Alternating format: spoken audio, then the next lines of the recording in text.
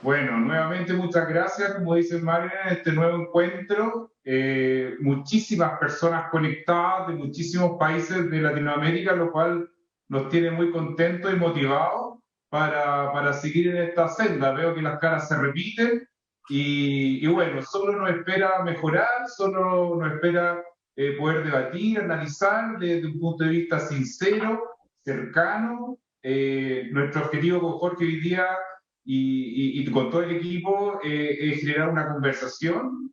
Por favor, adelante, el chat está abierto para recibir consultas, aportes y en cualquier minuto obviamente podemos detenernos a conversar, a generar esta instancia un poco más relajada donde la idea es analizar la contingencia en compliance. Hoy día hay harta contingencia, pero también a ver estos modelos y un cuadro comparativo con México, que la vez pasada en el evento anterior propusimos nombres y tiramos a la mesa si alguien quería participar y se sumó Mariana Gallegos, le damos las gracias. Ella es abogada de México y con gran experiencia en compliance y junto con Jorge vamos a estar aquí analizando el compliance desde el punto de vista nacional y de México y ir sacando ciertas conclusiones también en la región. Ahora, partiendo desde ya del nombre, de por qué Compliance 4.0, bueno, ya he sabido que nosotros hoy día estamos insertos en una revolución digital. Y esta revolución digital nos ha llevado hoy día a llamarle la industria o revolución digital o industrial 4.0, donde todo partió, como todos sabemos, con las máquinas, donde para poder operar nuestras organizaciones los esfuerzos se sustentaban en el poder mecánico que lograban mover los productos y los servicios, o los productos básicamente con máquinas. Luego pasamos a la automatización de estas máquinas y esa es la que se conoce como la revolución 2.0. Ya más reciente, con la llegada del computador y el Internet, ya pasamos a la industria o revolución industrial 3.0 para llegar a lo que estamos hoy día. Esta revolución digital o revolución industrial 4.0, donde básicamente se sustenta en el cambio básicamente la cantidad de información para tomar decisiones. Y esa información hoy día viene dada de distintos puntos de vista, de redes sociales, de sistemas operativos, donde hoy día contamos con grandes volúmenes de datos. Y estos grandes volúmenes de datos nos está permitiendo, en algunos casos, poder predecir ciertas situaciones. Y ahí claramente el compliance officer, o que nosotros le denominamos 4.0, ha tenido que sufrir ciertos cambios, conocer nuevas metodologías y, primero que todo, ya a manejar un nuevo lenguaje, donde aparecen conceptos como Machine Learning, como inteligencia artificial, como Big Data, Analytics y todos estos conceptos asociados básicamente a tecnologías de la información y en resumen, para mí en términos simples, es grandes volúmenes de datos, de información y hoy día el desafío es qué hacer con esa información y tener un lenguaje común entre las distintas áreas de compliance, del negocio, de operaciones, de TI, de finanzas, etcétera. Y esto lleva a salir del estado de confort del compliance, donde yo soy ingeniero industrial y me ha tocado trabajar mucho con auditores y abogados que trabajan en compliance y bueno, uno siempre siente que son expertos en la materia porque hablan de una forma particular, uno siempre lo ve como una forma, en una situación de confort, pero el agregar estos condimentos de tecnología, de grandes volúmenes de datos, de nuevas regulaciones asociadas a la confidencialidad de la información, a la ciberseguridad, claramente al compliance officer yo creo que lo hace salir de su situación de confort y tener que sumarse a estos nuevos lenguajes, a estas nuevas formas de que las organizaciones hoy día están haciendo los negocios, y eso obviamente lo ha llevado al Compliance Officer a tener que administrar herramientas tecnológicas, sistemas de información, desde cosas muy simples como recibir denuncias en plataformas tecnológicas y poder reportarlas con reportes, con análisis, clasificación de ellas, o poder administrar las matrices de riesgo, controles, y hoy día cada vez existen nuevas plataformas que te ayudan a los distintos procesos, como lo vimos en julio, donde están básicamente los procesos de conflictos de interés, todo el tema de registro con funcionarios públicos y una serie de herramientas que permiten al compliance officer poder administrar de manera más eficiente su gestión. Sumado a nuevas leyes y regulaciones cada vez más exigentes, por ejemplo, por este lado del continente, acá en Chile, estamos con una ley de protección de datos bien fuerte que está en el poder legislativo hoy día, en análisis, y una vez que se promulgue va a generar un cambio bien fuerte. Y obviamente las industrias financieras en particular son las más avanzadas, pero hay un tremendo desafío en todas las industrias, y esto también al compliance officer debe tener la herramienta, conocimientos, procedimientos, políticas para hacer una debida diligencia en cuando ocurren riesgos relacionados al 4.0, al compliance 4.0. Hoy día hay un gran debate que también en varios países se está analizando nuevas leyes y regulaciones, es acerca si es que cuando tú, por ejemplo, recibes un ataque de ciberseguridad en tu organización, ¿qué se debe hacer? ¿Se debe guardar confidencialidad de ese ataque y dedicar todos los recursos a la solución prontamente, o antes de ello dar transparencia al mercado e informar en un periodo de tiempo muy acotado al regulador acerca de estas situaciones e informar al mercado rápidamente ciertas vulnerabilidades que pueden estar sufriendo la información de las organizaciones y por ende poner en jaque el compliance en el mercado de las organizaciones? Entonces, hay todo un debate actual que esperamos que avance y que se tomen las mejores decisiones a nivel política, donde prepondere la ética, la transparencia, dado que todos sabemos los terribles efectos que se generan una vez que estos riesgos materializados afectan no tan solo a una organización, sino que pueden afectar a todo un mercado y generar tremenda shock en las organizaciones. Por lo tanto, primero que todo, con Jorge Contreras y el equipo hemos desarrollado una presentación desde el origen de este Compliance Officer, pasando por su evolución, y desde ya vamos a estar revisando el chat para ir complementando nuestro análisis, nuestras reflexiones con cada uno de ustedes. Don Jorge, le paso la palabra. Muchas gracias, Víctor. ¿Me escuchan, verdad? Sí, me imagino que sí. ¿Me escuchan, no? Sí, perfectamente. Excelente. Bueno, ¿cómo están? Buenos días a todos quienes nos acompañan. Como decía Víctor, un gusto poder cerrar este año tan distinto, digamos, con esta reunión, con esta conversación. Me sumo a las palabras, voy a agradecer también a Mariana su participación, su interés en querer acompañarnos. Bueno, Víctor nos planteaba ahí un escenario bien complejo desde el punto de vista tecnológico. Todos hemos estado, ¿cierto?, sometidos al desafío que significa poder seguir operando en este ambiente.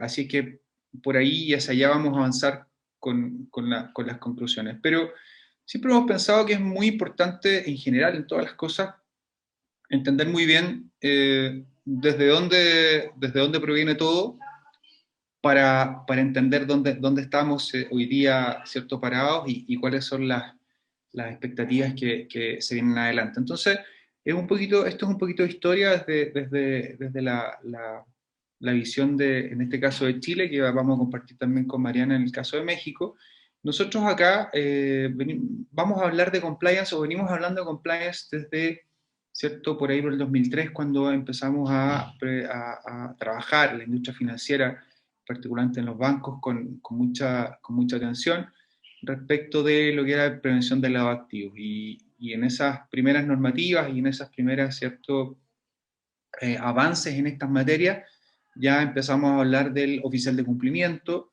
empezamos a entender que hay ciertos sistemas, hay modelos de prevención que tienen ciertos elementos y que, por supuesto que uno de esos principales elementos siempre va a ser el oficial de cumplimiento. Entonces decíamos, partimos con este tema en el 2003 con prevención del lavado de activos, se suma después la ley de responsabilidad penal que todos ya conocemos, ¿verdad?, en el 2009, que también pone en el centro de todo este modelo de prevención, pone al encargado de prevención, porque lo incorpora desde el inicio, le dice, mira, usted señor encargado de prevención de delito, aparte de encargarse del modelo, primero tiene que encargarse de que exista un modelo, que se diseñe, que se implemente, que tenga las condiciones que corresponden, y de ahí en adelante, por supuesto, de su operación y todo esto. Por otro lado, y este es un ámbito, solamente podríamos agregar otros ámbitos, pero en el ámbito de la libre competencia también, por ahí por el 2012, conocimos una guía, ¿cierto?, asociada a estas materias, que habla también de un modelo también para prevenir los delitos de libre competencia, donde existe la figura de un encargado, ¿ya? Y ahí no se llama ni encargado, ni oficial de cumplimiento, ni encargado de prevención de delito, pero habla de una persona que es el encargado, y uno, por supuesto, lo puede asociar y lo puede relacionar con esta figura del compliance officer. Entonces, nosotros ya llevamos en Chile bastante tiempo también hablando de este tema, y ya es una materia conocida, que todos estos modelos, todos los sistemas y cualquier iniciativa que yo emprenda, que las compañías emprendan en el ámbito de prevención, tienen que tener necesariamente un responsable, y vamos a ver y vamos a conversar también de las condiciones, características, ¿cierto?, y requisitos de ese responsable.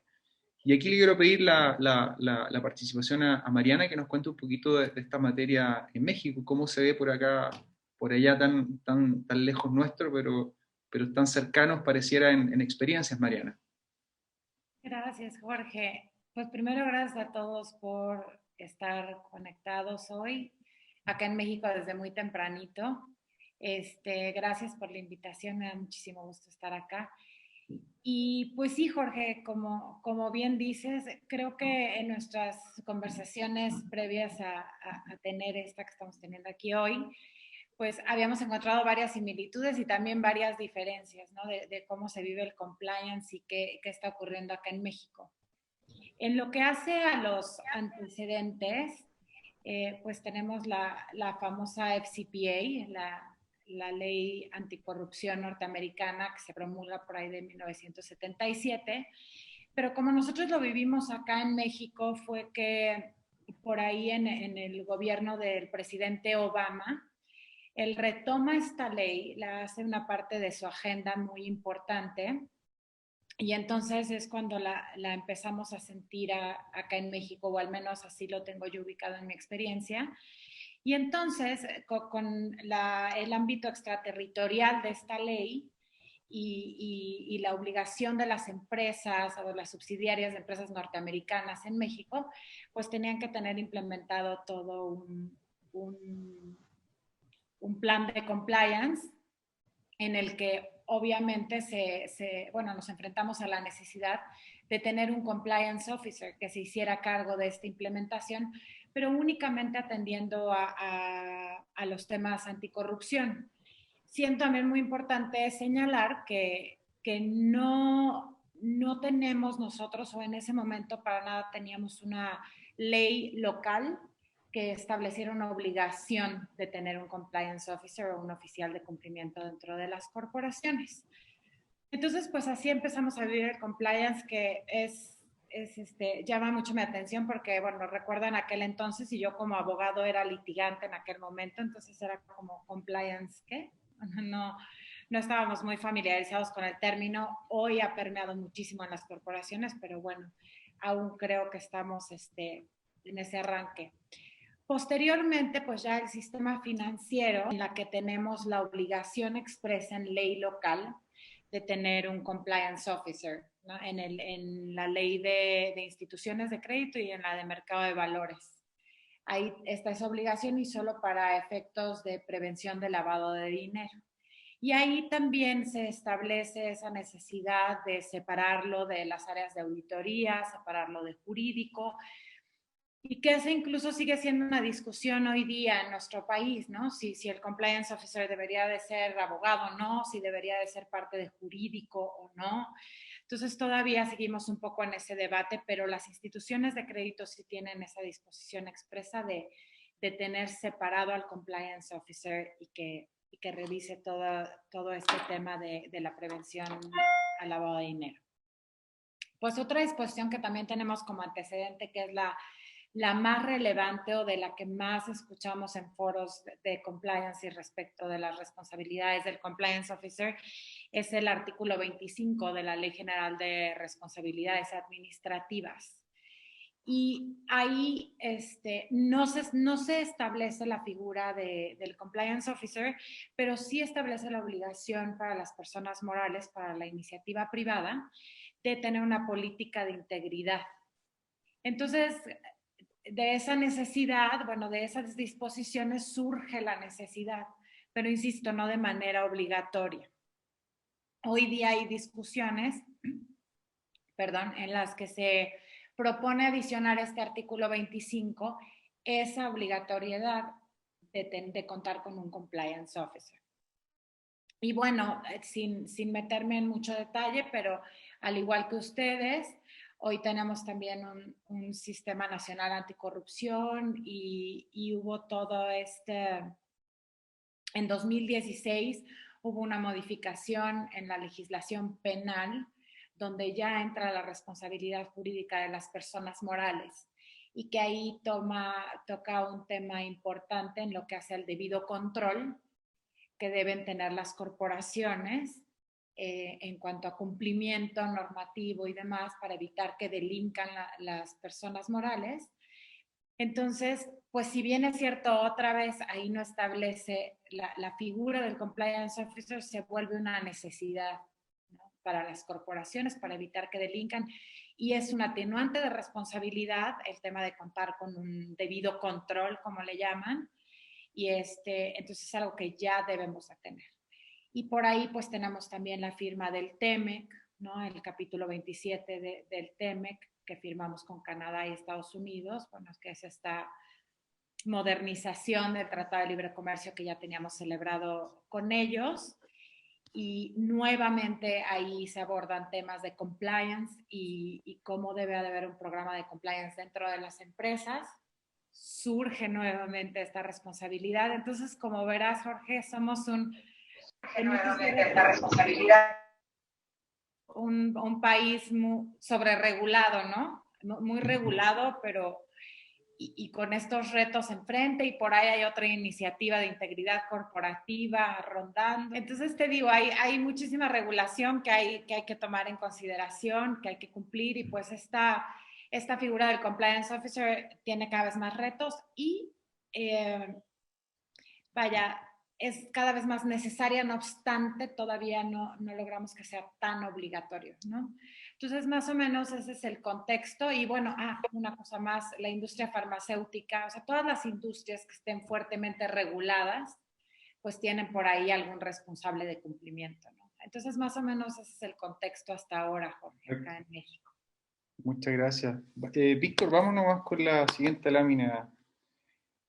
Súper interesante porque eso también es muy similar, lo que tú comentas, es muy similar a lo que hemos vivido. Veíamos los ámbitos en los cuales nosotros, particularmente en Chile, nos movíamos desde lo que era netamente y exclusivamente lo que era la prevención del lavado activo, pasando, ¿cierto?, después a la prevención de delitos, y tenemos hoy día una ley que está ¿cierto?, en constante movimiento. Hemos tenido algunos cambios en los últimos años.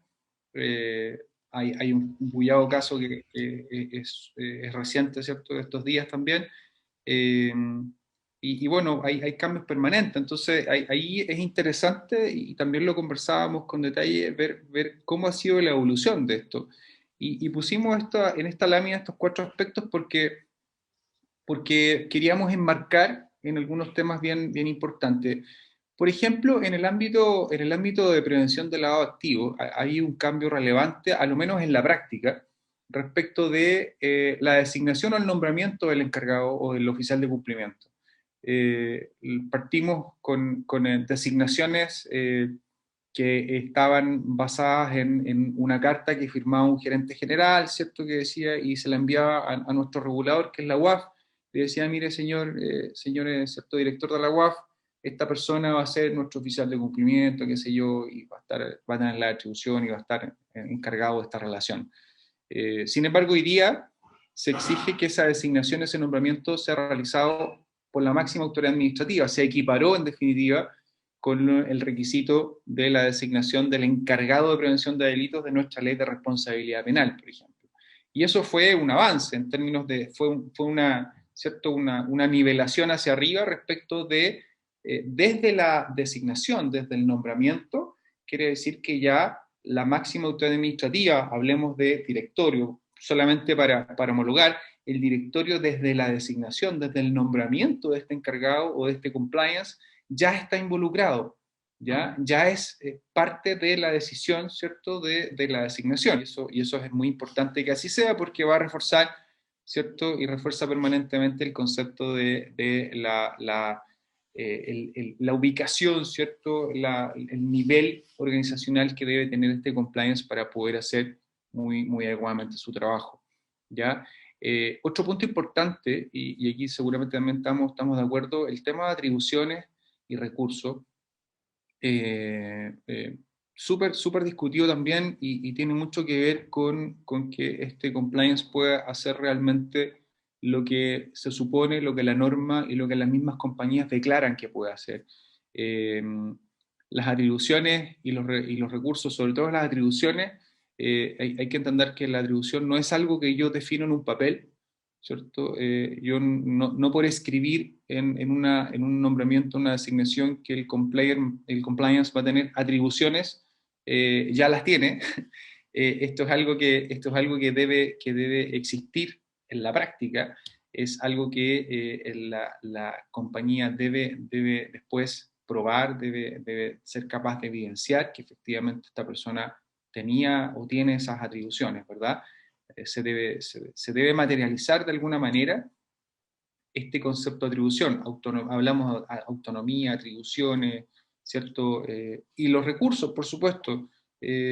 Ocurre mucho, a nosotros nos toca mucho visitar compañías donde tenemos un encargado de prevención de delitos, por ejemplo, ¿cierto? Que primero no tiene equipo, o sea, es la persona para compañías gigantes, no tiene sistemas de información, por lo tanto, uno dice, bueno, si yo soy solo, pero tengo en realidad un tremendo sistema de información que me permite visualizar, ¿cierto?, dónde están mis banderas rojas, ¿verdad? Y puedo mirar el comportamiento de mi modelo de una manera automática, tal vez incluso pueda hacerlo yo, me puedo apoyar en otro organismo, que si yo no tengo idea, pero resulta que uno constantemente ve encargados de compliance que no tienen recursos ni tecnológicos ni de personas, ¿cierto?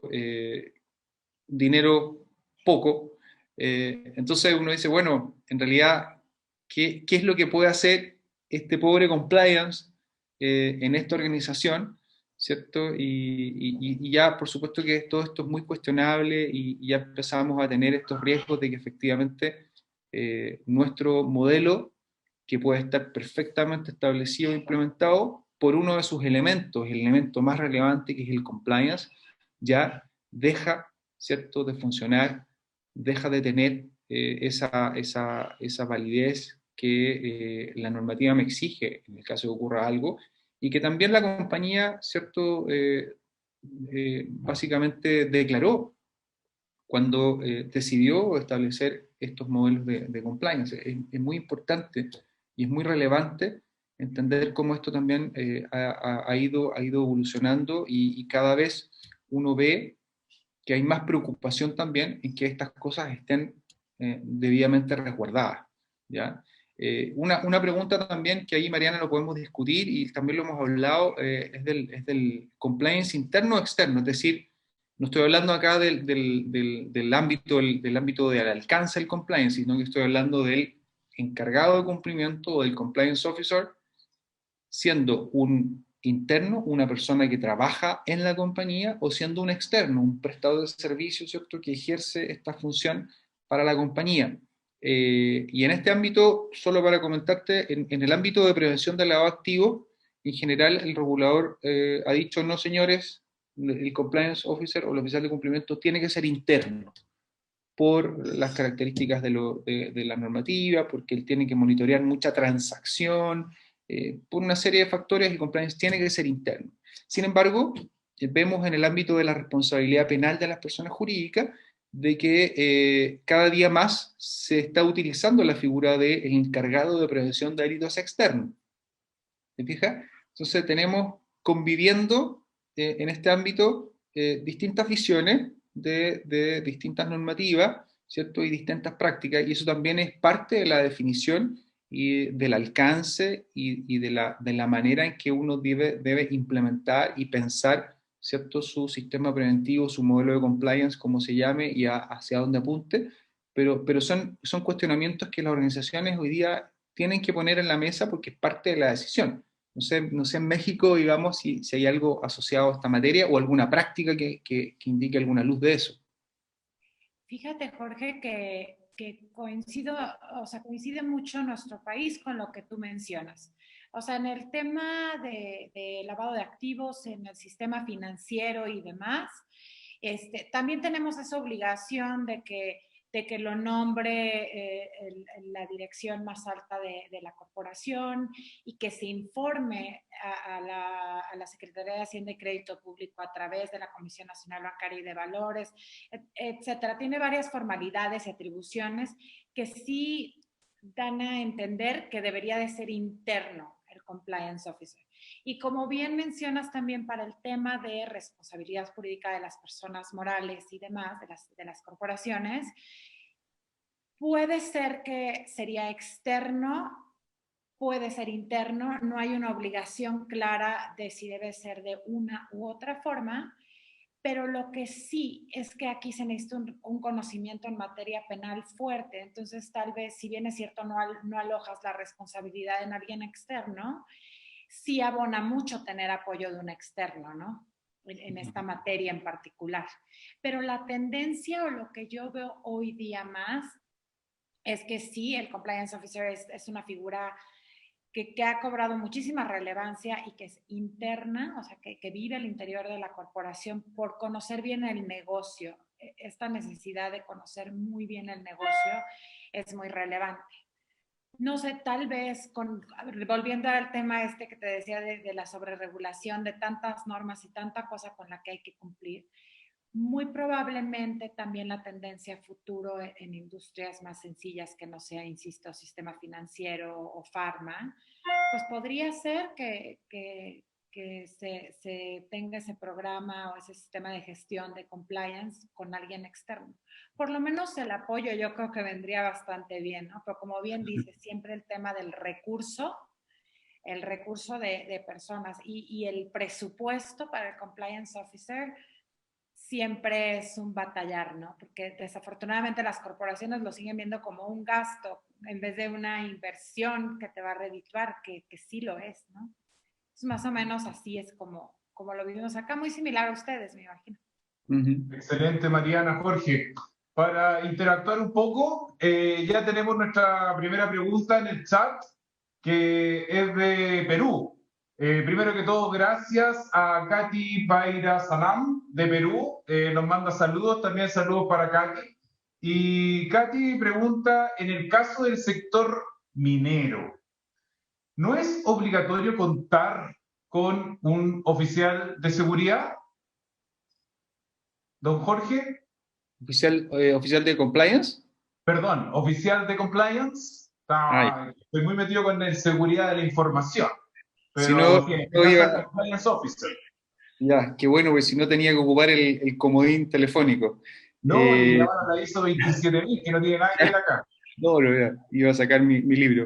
Ah, A ver, en el ámbito de prevención de lavado de activos en Chile, el sector minero como tal no es sujeto obligado, por lo tanto, no tiene obligación de tener un oficial de cumplimiento. Ahora bien, en el ámbito de la responsabilidad penal de las personas jurídicas, como todos sabemos, esta ley no establece obligación de implementar modelos de prevención de delitos, ¿verdad? Lo que plantea básicamente que las empresas ¿cierto? Desde su publicación en adelante tienen riesgos adicionales y que por lo tanto pueden hacer esta implementación que está indicada en la misma ley para atenuar o en algún caso o tal vez poder eximirse de algún evento negativo.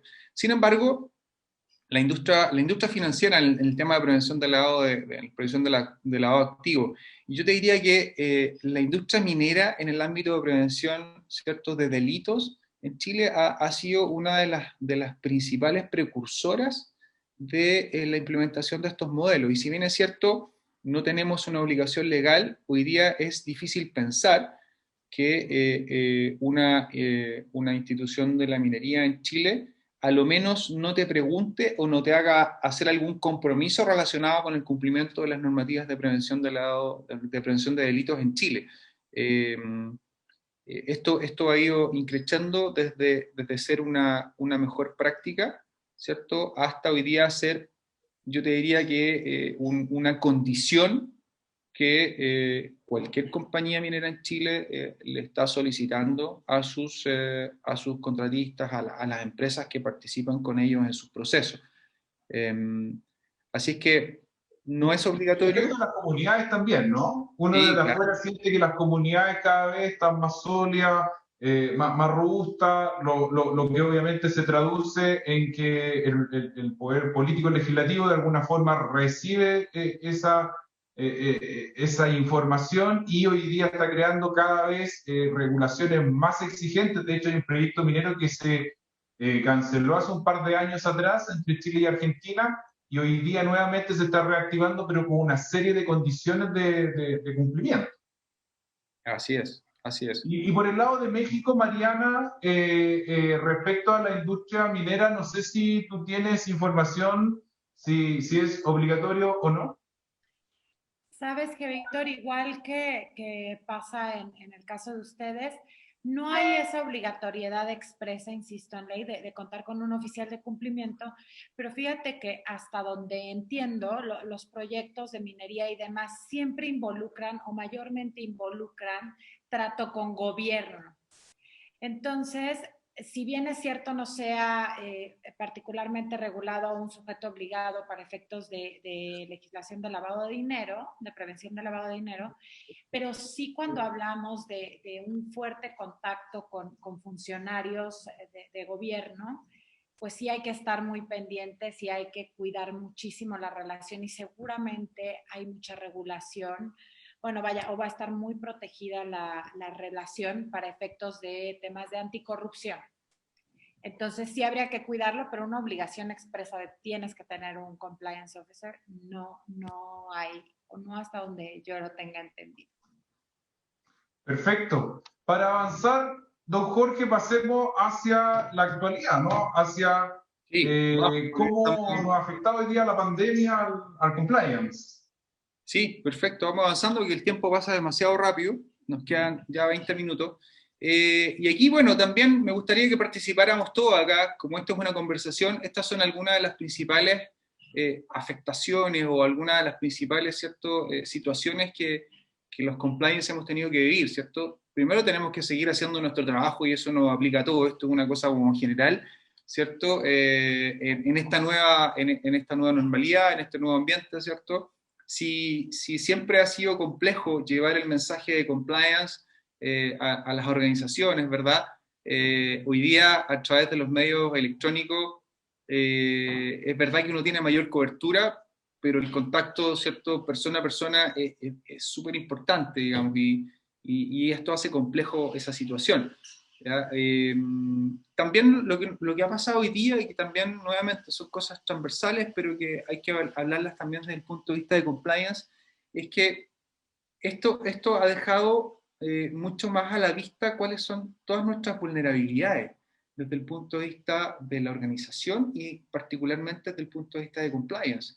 Si tengo los recursos, si tengo los sistemas, si estoy preparado para hacer, ¿cierto? El trabajo de otra manera, y también cuál es mi capacidad de reacción, ¿cierto?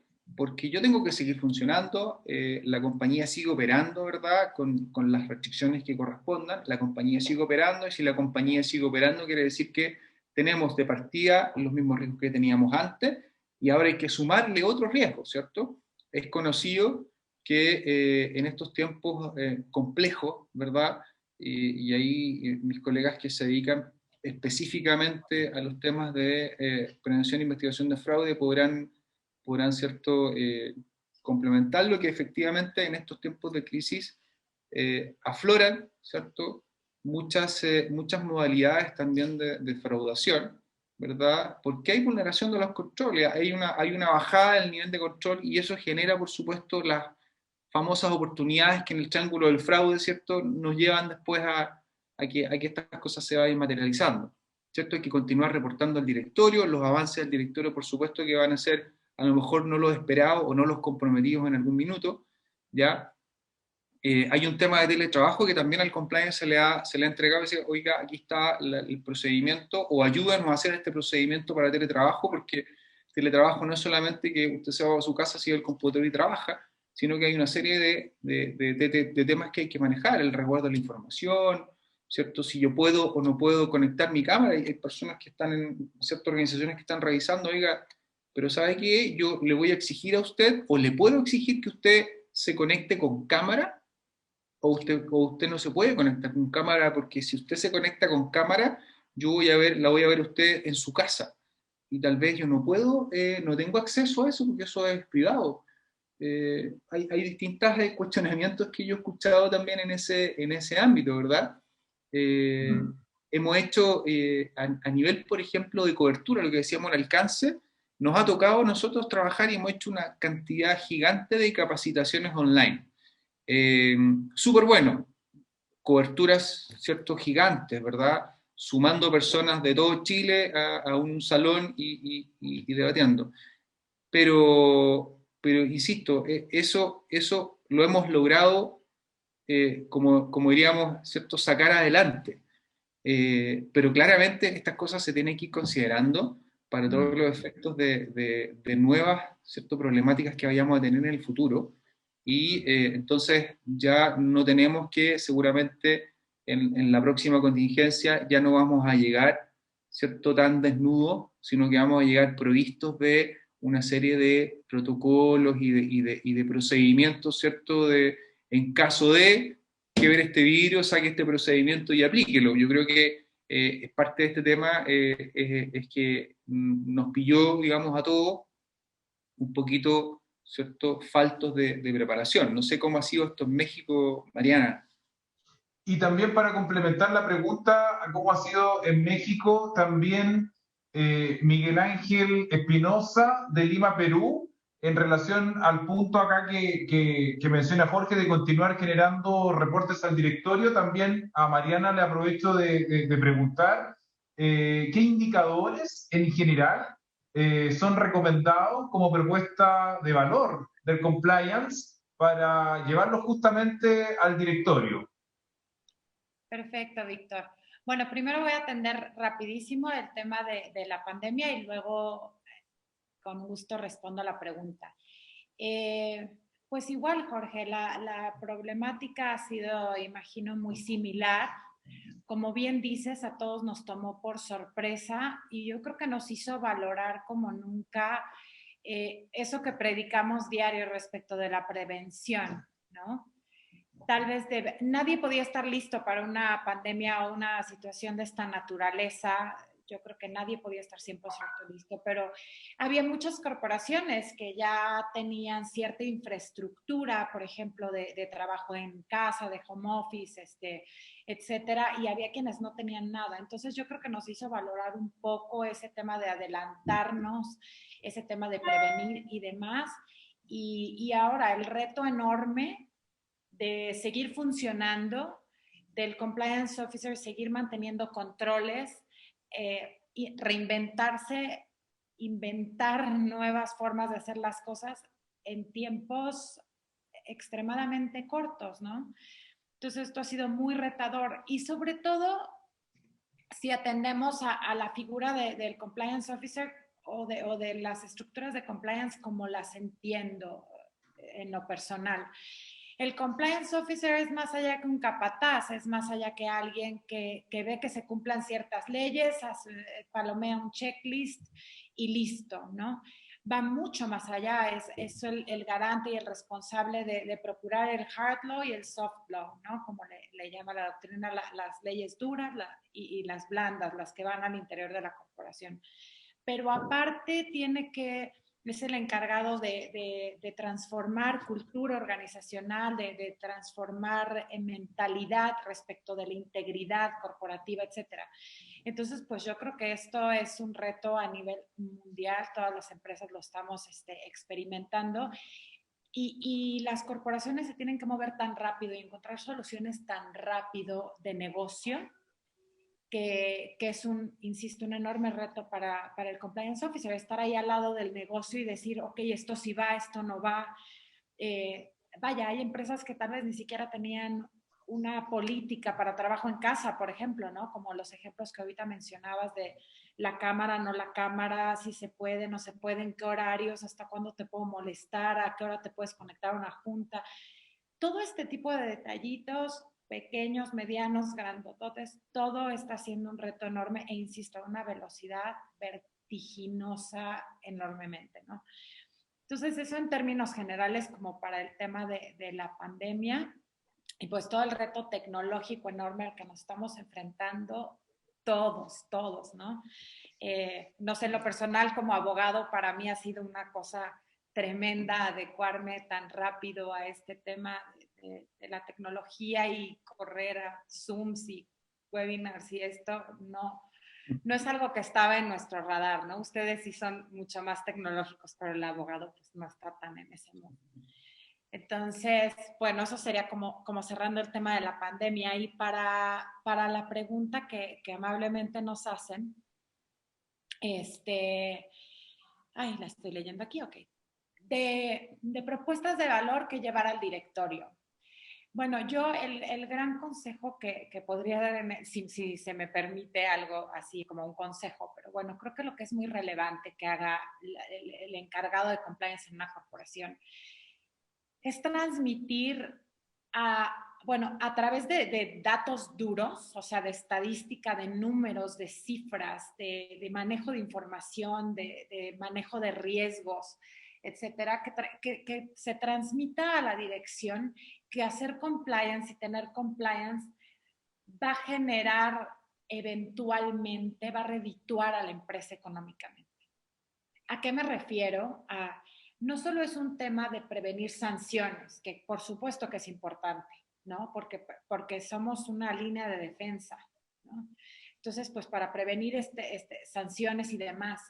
Pero aparte, genera valor, o sea, transmitirles cómo el compliance genera valor dentro de la corporación, porque vamos a ser más atractivos para clientes.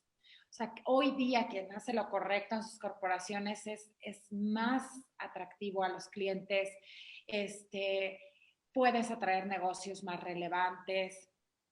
Vaya, hay cifras, hay hard data que da ese indicador y no podemos dejar de ver que para la dirección en general es un negocio y el negocio tiene que generar dinero.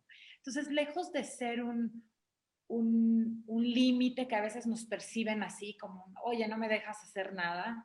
No, que nos perciban como un enabler del negocio, como un socio de negocio y que va a hacer que las cosas ocurran, pero que las cosas ocurran en una línea segura en la que te voy a estar protegiendo y va a generar revenue en algún momento, ¿no?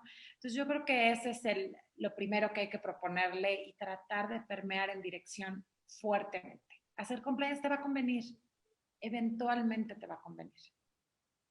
Muchas gracias. Adelante, Víctor, sigamos porque se nos va el tiempo. 10 minutos. Dios. Por favor. Vamos a los desafíos.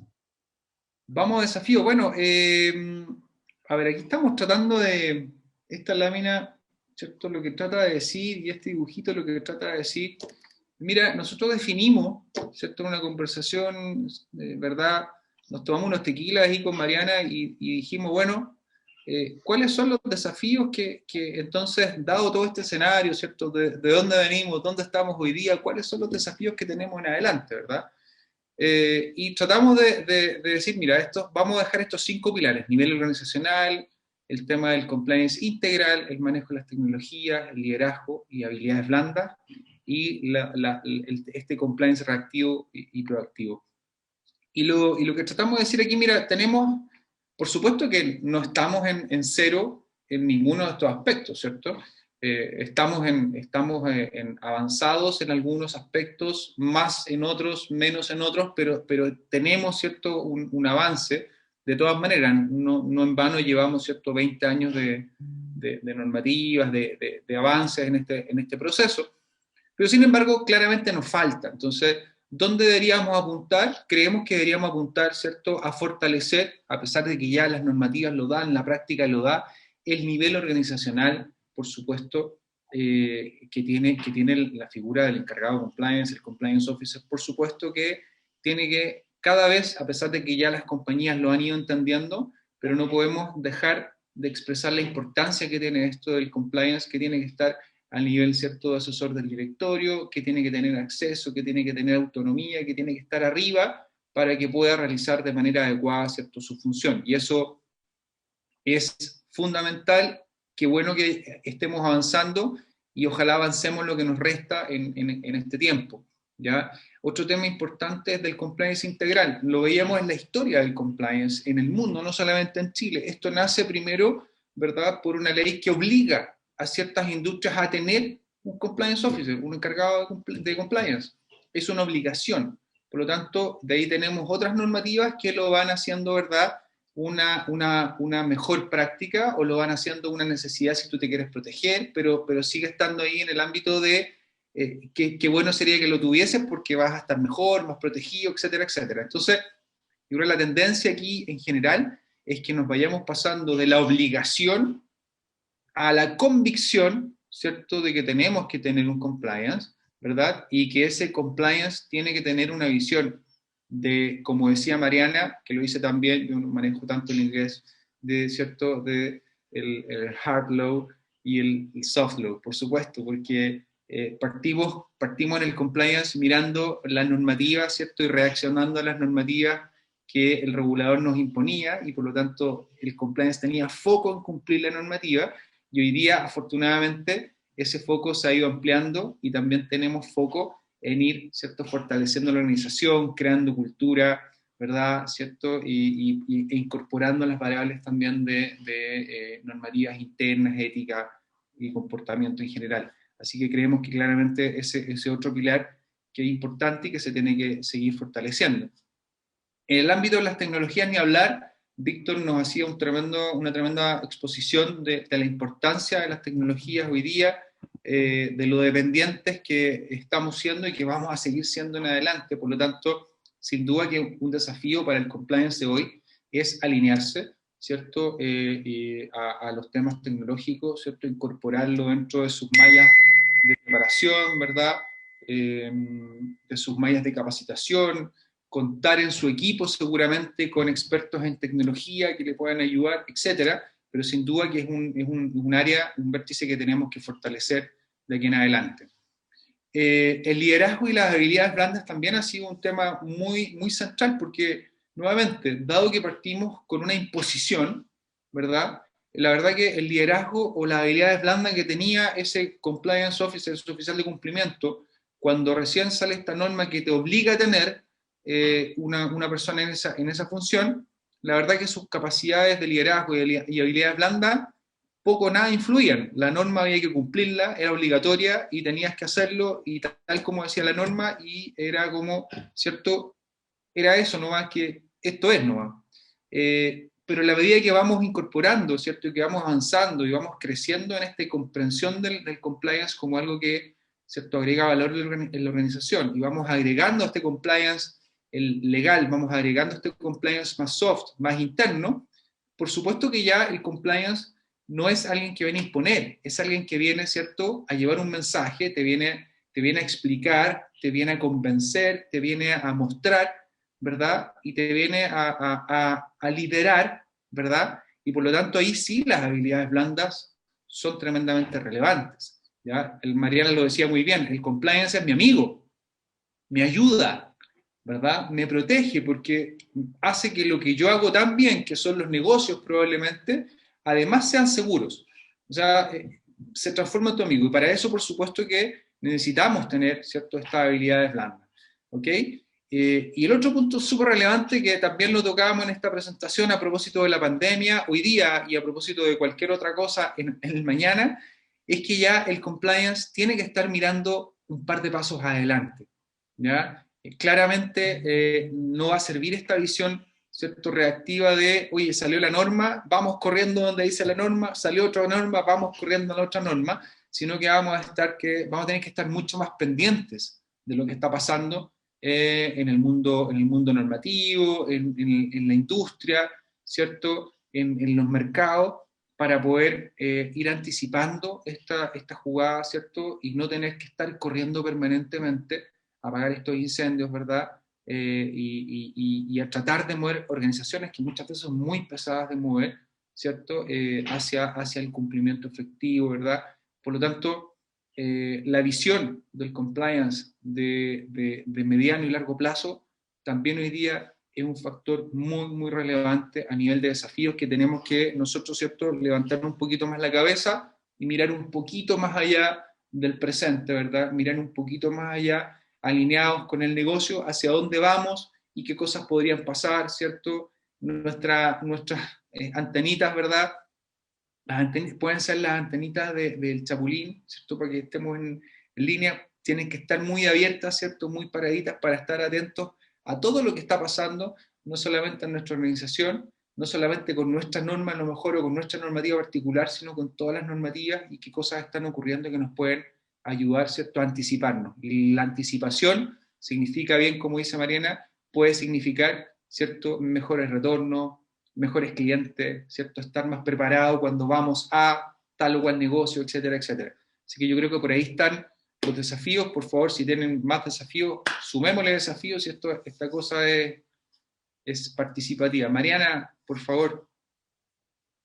Sí, por favor, que Mariana nos ayude también con la siguiente slide de habilidades blandas y duras, y aprovechamos también de agradecer la pregunta de Loreto Maturana Alvarado, que pregunta respecto a las habilidades blandas, cuáles son su parecer, cuáles son las brechas que pueden abordarse, y que claramente en esta slide Mariana nos va a presentar. Bueno, gracias. Vamos, trataré por cuestiones de tiempo de hacerlo como muy general, o trataré de ir a las que considero tal vez más relevantes, porque todas lo son, ¿no? Pero bueno, en lo que hace a las habilidades duras, ¿no? En las hard skills, o cuáles consideramos nosotros, ¿verdad? Pueden diferir cada quien en su apreciación. Pero bueno, desde mi perspectiva, caray, soy abogada, ¿no? Creo que algún conocimiento en materia jurídica es muy útil, ¿no? Porque si bien es cierto, el compliance officer tiene esta labor de permear integridad y ética dentro de una corporación y algo mucho más aspiracional, también está la parte regulatoria, ¿no? Y que está en leyes, entonces hay que entenderle bien a las leyes, ¿no? Entonces el compliance officer debe de ser hábil para eso, debe tener buena comprensión lectora, el compliance officer debe tener un buen uso de herramientas tecnológicas, ser muy hábil en eso, y sobre todo hoy con tantos retos de la nueva normalidad, como le llamamos nosotros, pues ya resulta indispensable. Y como es un sistema de gestión, el programa de compliance debe de ser un programa que esté vivo, no solo se implementa y se deja ahí, sino que tiene que estar vivo y tenemos que estar monitoreando los controles, ver que estén funcionando, etcétera. Entonces, todo esto se ayuda muchísimo de herramientas tecnológicas, hay que saber cómo usarlas, ¿no? Importantísimo también el conocimiento de negocio, la visión de negocio, ¿no? Muy, muy relevante. El compliance officer no puede estar ciego o sordo al tema de lo que está ocurriendo en el negocio, porque por eso vive. Esa es la razón de existir de una empresa, ¿no? El negocio lo que hace y generar una utilidad. Entonces también hay que estar muy pendientes de eso y ser muy empáticos con la parte de negocio. Como decía Jorge, y ya mencionábamos, ser amigos de la corporación, del directorio, del área comercial, ¿no? Importantísimo, y donde nace todo esto, identificación y manejo de riesgos, ¿no? Tiene que ser hábil para identificar los riesgos potenciales, en especial como hablábamos de materia penal y demás. El compliance officer debe ser muy hábil en eso, ¿no? Velocidad para asimilar conocimiento, velocidad de reacción y demás. Y ahora, de las más importantes de las habilidades blandas es, por mucho creo, hoy día la resiliencia, ¿no? Esa capacidad de soportar los embates de todo el exterior, reaccionar rápido y estar compuestos de nuevo, ¿no? Estar bien lo más pronto que sea posible. Una capacidad de liderazgo enorme porque, y de influencia y de socialización de información dentro de la corporación. Es decir, que podamos transmitir bien el conocimiento, el por qué y para qué de compliance, que de verdad no cumplan porque tienen que cumplir, sino por convicción, como ya decía Jorge, que esa es como yo creo que la gran aspiración del compliance officer y de cualquiera de los que hacemos compliance, ¿no? Que el día de mañana tal vez ya no tenga que estar el capataz ahí atrás, sino que la gente entiende bien cómo trabajar, cómo hacer las cosas y hacerlas siempre de la manera correcta, ética, íntegra, ¿no? Y yo creo que muy importante también la inteligencia emocional. Entender que, como dice un colega, el compliance se mueve a su ritmo, no a nuestro ritmo, tal vez como quisiéramos, ¿no? Entonces toma su tiempo, la gente a veces tiene mucha resistencia a este tipo de implementaciones y hay que saber entenderlo, vivirlo y no dejar que afecte, ¿no? Y pues vaya, hay muchísimas habilidades que debe tener un compliance officer, creo, pero vaya, creo que ya mencioné las más relevantes y comentadas ya con Jorge, pues creo que coincidimos en que aquí y en China yo creo que son muy coincidentes, ¿no? Perfecto. Si pudiésemos, Jorge, entonces resumir la presentación previo a una intervención que tú crees que es muy importante también, dada la contingencia, tener la oportunidad de presentar. Un par de minutos. Sí, vamos a hacer esto súper rápido porque resumir es muy difícil, pero bueno, vamos a hablar entonces que como conclusiones para el Compliance Officer 4.0. Vital, ¿cierto? Tener conocimientos en materia de TI, tenerlos propios, tenerlos en el equipo, ¿cierto? Contratarlos, lo que sea, va a ser absolutamente necesario que tengamos, ¿cierto? Esa capacidad de trabajar con estos datos, de trabajar con esta información y de tener esta posibilidad de automatizar procesos y sistemas, porque si no nos vamos a quedar fuera, ¿ya? La capacidad, la flexibilidad, lo que conversábamos, ¿cierto? Hoy las cosas se hacen de una manera, hace 6 o 8 meses atrás se hacían de otra manera. En Chile, ¿cierto? Lo que ocurrió en octubre del 2019 también nos golpeó y también nos dijo, oye, ojo, parece que tenemos que hacer también cosas de otra manera. Entonces esa capacidad y flexibilidad son totalmente relevantes. En línea con lo que hablaba Mariana recién y con lo que mostraba en detalle, las habilidades blandas, ¿cierto? Absolutamente relevantes, y la conducta ejemplar, ¿verdad? Predicar con el ejemplo nunca ha sido más importante hoy día que esto, digamos, predicar con el ejemplo, ¿ok?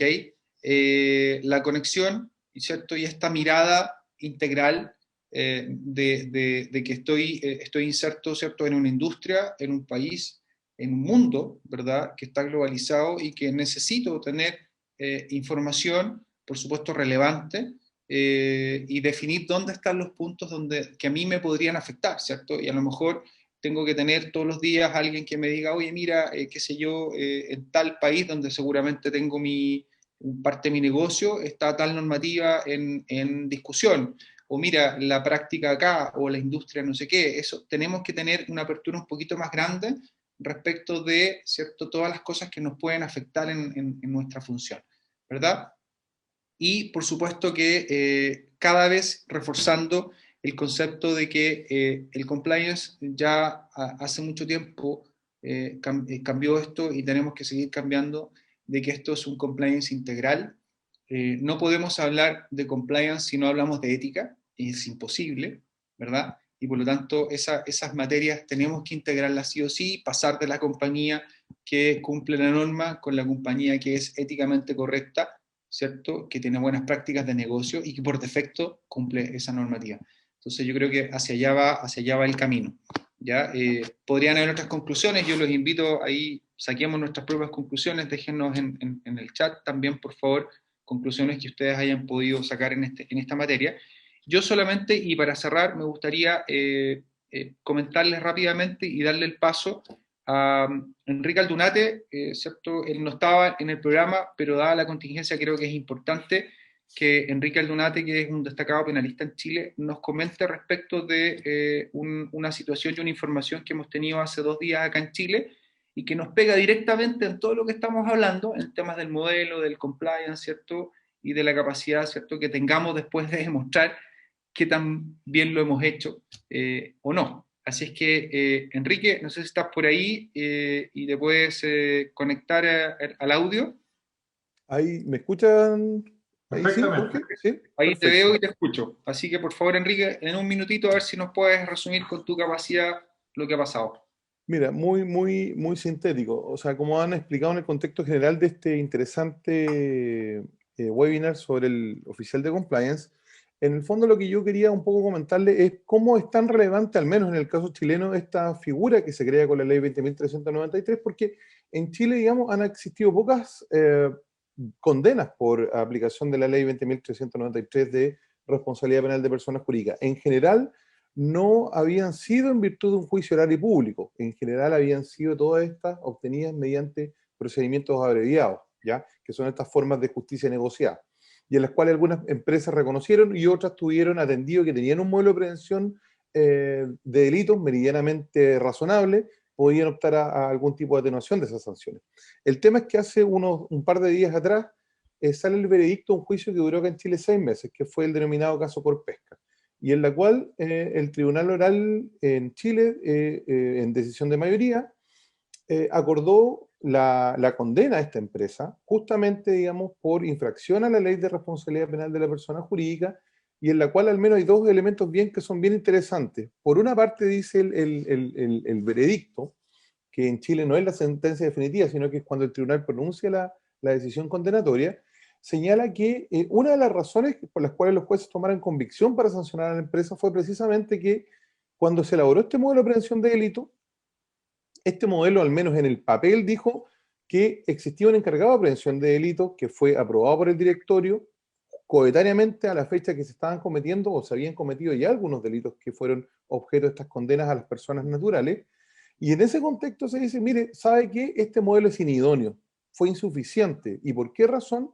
Porque en realidad este oficial de cumplimiento, o de compliance, o este encargado de prevención, como lo llama en Chile, no tenía, por una parte, la suficiente autonomía para poder o haber efectuado una fiscalización de las actuaciones de este gerente que fue quien incurrió en los sobornos a estos parlamentarios, a estos congresistas.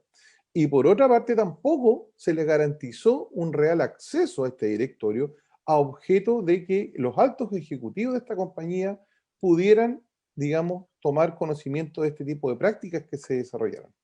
Y otra variante vinculada al oficial de cumplimiento en esta lógica, como ustedes decían muy bien, que tiene que ser más que nada una suerte de un consejero, un amigo para orientar ciertas actuaciones, era, por ejemplo, una cuestión que ocurre también reiteradamente en el contexto de Chile con el ámbito de recursos humanos. De acuerdo a la ley chilena, los contratos de los trabajadores, de las personas que se vinculan, los proveedores, los prestadores de servicios, deben incorporar cláusulas preventivas. Si viene un control ex ante, este tiene mucha relevancia. ¿Por qué? Porque en definitiva, dicen los jueces, el control que disponía este modelo de prevención, este sistema de prevención de la empresa con pesca era tan feble o tan débil que en definitiva, por una parte, no tenía incorporados a sus trabajadores, si bien lo declaraba el modelo, con las cláusulas preventivas incorporadas en los respectivos contratos, tampoco así con los proveedores, y asimismo también critica que los niveles de control que se establecían en el modelo tampoco fueron idóneos para justamente mitigar este riesgo que significó el pago ilícito a través de estos sobornos. Y ahí también es un reproche, en definitiva, cómo se controlaba el área contable. Entonces, esa es, en síntesis, un poco lo que en el caso chileno ha generado mucha polémica esta semana. Esto ya, digamos, hay varios juicios todavía a puertas a otras empresas que han sido imputadas, y en el fondo va marcando que esto no es una mera exhortación o recomendación en la práctica, porque con este tipo de consecuencias, si bien la ley puede tener un cierto nivel de opacidad, la única recomendación clara es ir por esta línea. Entonces, esto, naturalmente, Chile lo adoptó el año 2009, hay una arremetida interesantísima a nivel, digamos, latinoamericano. Acá los otros colegas que están, naturalmente, yo sé que Colombia está en un proceso de trámite legislativo, Perú tiene un sistema administrativo, por así decirlo, no penal propiamente tal, pero administrativo sancionador, tienen reconocidos los modelos de prevención. La colega mexicana lo debe conocer mejor que yo hasta donde había tenido noticias, México tiene un sistema que todavía sigue siendo vicarial, pero con una consecuencia accesoria para las personas jurídicas. Entonces, es un tema que en realidad está permeando bastante las legislaciones de la órbita comparada y particularmente en Latinoamérica. Así que eso es a grandes rasgos lo que yo quería comentarles. Muchas gracias Enrique. La verdad que yo te pedí este favor porque consideré que esta contingencia era tremendamente importante compartirla, ponerla en la mesa y bueno, darle cierto también un ímpetu adicional a todo lo que conversamos y la importancia de todas estas materias que hemos revisado. Así es que muchas gracias, Enrique, por tu Jorge, participación. Sí, perdona, es que no quiero ser descortés, pero ahí vi en el chat que Alejandro me preguntó un poco el tema de la responsabilidad de la empresa certificadora. Y si me das 30 segundos, perdona Jorge, sí, que te interrumpa, pero para que no digan que no quise. Muy interesante, dale. En el fondo, mira, la verdad, Alejandro, es que en este caso las empresas certificadoras en general están, por así decirlo, en una situación que en mi opinión es muy poco, por así decirlo, adecuadamente regulada. Porque si bien la empresa puede optar voluntariamente también a este modelo de certificación que reconoce la ley, su regulación viene dada por normativa, vale decir por normativa en términos de que el regulador en Chile, que es la Comisión del Mercado Financiero, antes era la Superintendencia de Valores y Seguros, establece ciertos parámetros que todavía son bastante ambiguos. Entonces, en realidad se pueden exponer una sanción administrativa y eventualmente, para los efectos de la ley, se consideran los certificadores funcionarios públicos. Por lo tanto, ellos podrían tener una responsabilidad subsecuente, ya sea como funcionario público por faltar a ciertos deberes de veracidad, de secreto, en fin, digamos, los delitos patrimoniales puros o de corrupción, en fin, pero no hay identificada una norma de sanción clara, eventualmente si yo certifiqué de manera inadecuada una empresa. Eso está todavía en una suerte, yo creo, de un terreno no resuelto. ¿Mm? Enrique, entiendo también, solo para agregar, entiendo que la certificación de este modelo se logró después de haberse cometido los delitos, entiendo también. Hay un tema de tiempos, digamos, también que ocurre después. Claro, evidentemente la certificación se dio ex post, al menos de los hechos que fueron objeto de Exacto, la imputación. Ahora, para los efectos de la ley chilena, y curiosamente, tú configuras el atenuante al menos cuando convincentemente dices, tomaste medidas, ya te quedó la escoba, en fin, tú adoptaste antes de que te hicieran la imputación, digamos, tomaste carta en el asunto y empezaste a elaborar un modelo, eso te lo reconoce la ley. En el caso de Corpesca, por ejemplo, claro, ellos tenían un modelo, pero en la práctica lo que dice el fallo es que era un modelo de papelería, ¿cierto? Que no tuvo ninguna, digamos, consistencia para evitar este tipo de cuestiones. Y el problema es que, claro, nosotros vemos la época en que se cometen los delitos, pero la imputación a Corpesca es 6 años después. Entonces, de ahí se marca también hay un problema temporal, digamos, en fin, y es un tema a resolver, creo yo. O sea, ahora hay un proyecto de ley interesantísimo que es muy potente en Chile, que regula todo el ámbito del delito económico y también la responsabilidad de la empresa. Y eso, digamos, viene con varias novedades en este ámbito. Así que esto en realidad es un fenómeno que está en permanente revisión y avanza. ¿Mm? Perfecto, muchas gracias Enrique por tu exposición, súper clarito. Y nada, yo creo que vamos a tener que hacer algún evento futuro con estas materias porque son tremendamente importantes y relevantes.